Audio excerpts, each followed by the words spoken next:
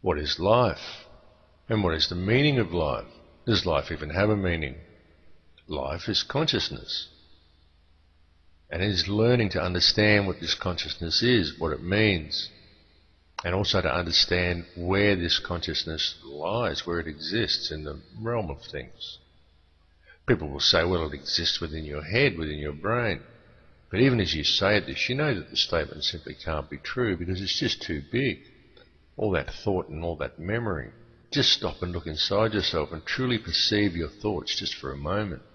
It's so vast, this realm of space that lies within consciousness. It feels like a whole universe in there, doesn't it? And yet it lies within an intangible nothingness. And it feels like that because that's exactly what it is. Nothing. Nothingness. But conscious. It's certainly something worth considering. And what is nothingness? Well, Alan Watts summed it up more than eloquently in a statement he made when he said that nothing is what your head looks like to your eyes, and that nothingness is what's watching. And I truly can't think of a better description. Nothingness and consciousness coexists in that space behind your eyes. You can't have something here without having that nothing there. So you need to be aware of that nothingness.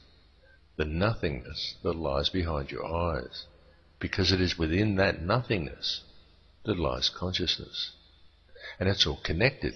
It's connected to ourselves, it's connected to each other, and it's connected to everything in the universe. You need to open your minds to see this, and once you've seen it, the more you can begin to realize it. And the more you realize it, you can quite literally feel it physically. It's like a warmth and a rise in frequency in your body. The true realization that there is no other. There is only one. And all that truly exists within that singularity is love. There are only two human emotions, love and fear. All other emotions stem either directly or indirectly from these two base emotions. But fear is an illusion created by this reality. Because all that truly exists within the singularity is love.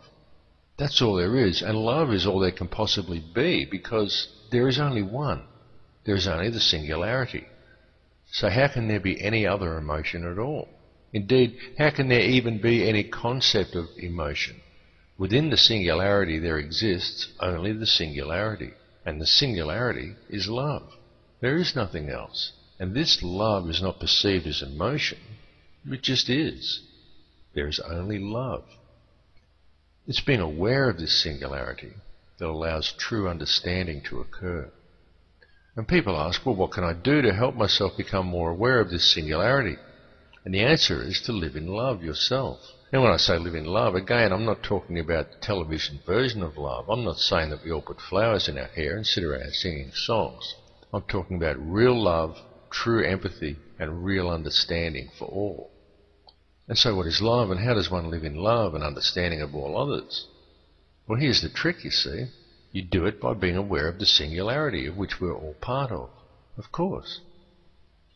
And that may sound like I'm talking in circles and I just returned to the beginning, but I didn't, because you see, real love lies in the true understanding that there is no other. There is only the singularity. When you can truly understand that, and when you can fully realize that when you look at another person, you are not seeing another person. You are seeing another image of yourself, another manifestation of the singularity. Then you can truly understand what actual love is. Because real love comes from the true understanding that we are each other. We share a single consciousness. The divisions that supposedly exist between us are an illusion. How can you not love another person? That person is you. So how can you not love them? How can you not love all other people when they are all you? And when you realize that all the divisions between us are an illusion. Once people realize the truth of this, well, then the entire system of control we live under simply breaks down. And how do you do it, and where do you start? Well, you do it by realizing that we are all one. There is no other, and you do it by doing what is right in everything. Rather than doing what is right for yourself personally, or what is right for the company, or what is appropriate for the occasion, or even what the law requires, you just do what is right. all the time, in everything. Realize and truly understand that when you do the wrong thing, the person who must suffer the consequences is simply a mirror of yourself. So all you have done is hurt yourself, and you have divided just a little bit further both society and the one consciousness that we are all part of. Stop the divisions and the system breaks down. Understand that there is no division. This universe that we live in is truly created by our intent and our emotions. We quite literally create this universe ourselves. And if anyone has a doubt that the universe is holographic in nature, you've just got to look to quantum physics. If you want to see a physicist run from the room in horror, just ask them about the measurement problem.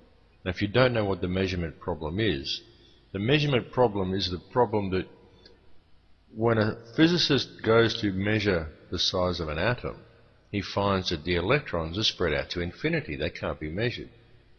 And it isn't until he actually goes to measure the atom, the physical act of him measuring the atom, causes these electrons to coalesce and form the atom. The act of observation creates the atom. Now this is physical proof that we create the universe simply by observing it. So the universe is whatever we perceive it to be. If we perceive it to be a universe where the New World Order is going to win and terrible things are going to happen to the earth, then they will indeed happen. If the powers that be can convince enough people that terrible things are going to happen in the future, then these things will happen because we will make them happen with our consciousness, with our belief that they are going to happen. That's how it works. This is the hidden knowledge. They know that it's through the manipulation of people's beliefs and their emotions that creates the world that we live in. Now this is knowledge that was common knowledge in ancient tribes and other cultures. This is why there was so much effort put into wiping out all these ancient cultures. And it was very important for them to remove this information from the human consciousness at this particular time as we're approaching the galactic ecliptic, because this is the time of great enlightenment. This is the time of the end of the cycle. And this is the time of the quickening. And what the quickening is all about more than anything is to distract the collective mind of man from the approach of the end of this cycle. Because the more people who approach this cycle in love, the more people who live in love now, the more the overall consciousness of man ascends. And the more people who ascend, then that's the less of the collective consciousness that is here for the whatever forces you want to name them to use in the next cycle. And this is what the Christians refer to as the rapture. But it has nothing to do with Christianity. What it has to do with is the cycles of the planet. The rotational mechanism of our solar system is what it has to do with. Because this is how the universe works.